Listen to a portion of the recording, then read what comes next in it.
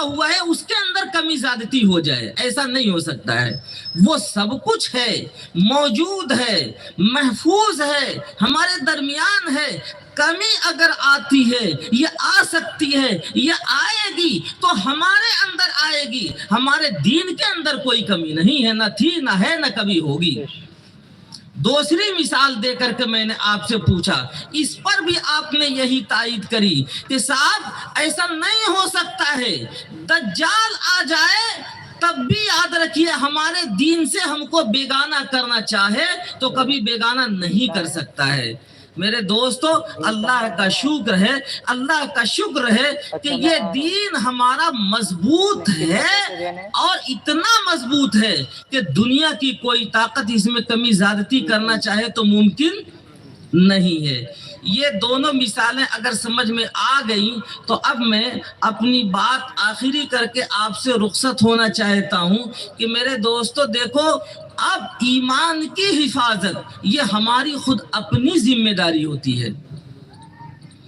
ایک فارمولہ اگر آپ کو یاد رہ جائے تو میں آپ کو یاد کرا کے جانا چاہ رہا ہوں کہ یاد رکھیے، یہ فتنے تو آنے ہیں، آئیں گے، یہ آتے رہے ہیں، یہ آتے رہیں گے۔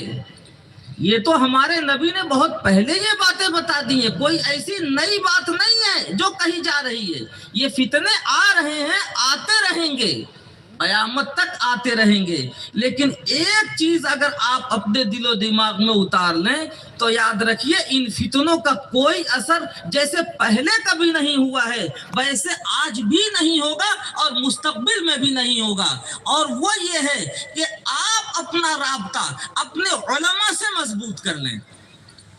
اگر آپ کا رابطہ علماء سے ہے اور مضبوط ہے تو یاد رکھیے، دنیا کا کوئی فتنہ آپ کے ایمان سے آپ کو بیگانہ نہیں کر سکتا ہے۔ آپ کا رابطہ اگر علماء سے ٹوٹ گیا تو دنیا کی کوئی طاقت، دنیا کی کوئی قوت آپ کو ایمان نہیں دے سکتی ہے۔ میں یہ نہیں کہہ رہا ہوں کہ علماء فرشتے ہیں، ان سے غلطیاں نہیں ہوں گی ان سے غلطیاں۔ یہ فرشتے نہیں ہیں، آسمان سے نہیں اترے ہیں، انسان ہیں، ہزار گناہ ہوں گے ان سے، ہزار غلطیاں ہوں گی ان سے۔ لیکن یاد رکھیے، ایمان اگر آپ کو چاہیے اپنے اندر، اپنی نسلوں کے اندر، تو آپ کو اپنا رابطہ علماء سے مضبوط کرنا پڑے گا۔ اور اگر علماء کے تئیں آپ کے دل و دماغ کے اندر، آپ کے آنکھوں کے اندر میل آ گیا تو یاد رکھیے، دنیا کی کوئی طاقت آپ کو ایمان نہیں دے سکتی ہے۔ آپ اپنے علماء کو اپنے درمیان، اپنے کلیجے سے لگائیں، اپنی آنکھوں کا سرما بنائیں، اپنے مدارس، اپنے مساجد، اپنی خانقاہیں، اپنے امام صاحب، اپنے معلم کو آپ اپنے کلیجے سے لگا کے رکھیں، مضبوط اور محفوظ رہے گا۔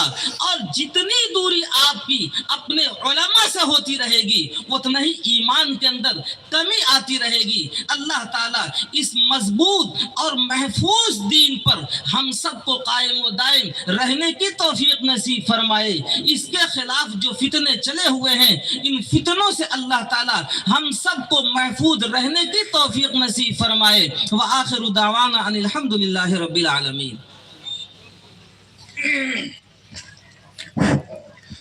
حضرات محترم، اس فکر انگیز بصیرت افروز خطاب کے بعد میں اپنے ایک بہت ہی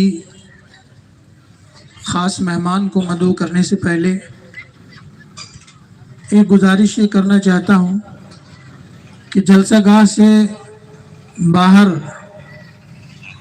ہمارے جو جلسہ شرکت کرنے والے مہمان ہیں اور باہر کھڑے ہیں، ادھر ادھر موجود ہیں، ان سے گزارش کروں گا کہ جلسہ گاہ میں آپ کے لیے بیٹھنے کا معقول نظم و انتظام ہے۔ کرسیاں ابھی خالی ہیں، آپ حضرات تشریف لائیں اور جلسہ گاہ میں تشریف رکھیں۔ دائیں بائیں ادھر ادھر گھومنے پھرنے سے جلسے کا مقصد آپ کو حاصل نہیں ہوگا۔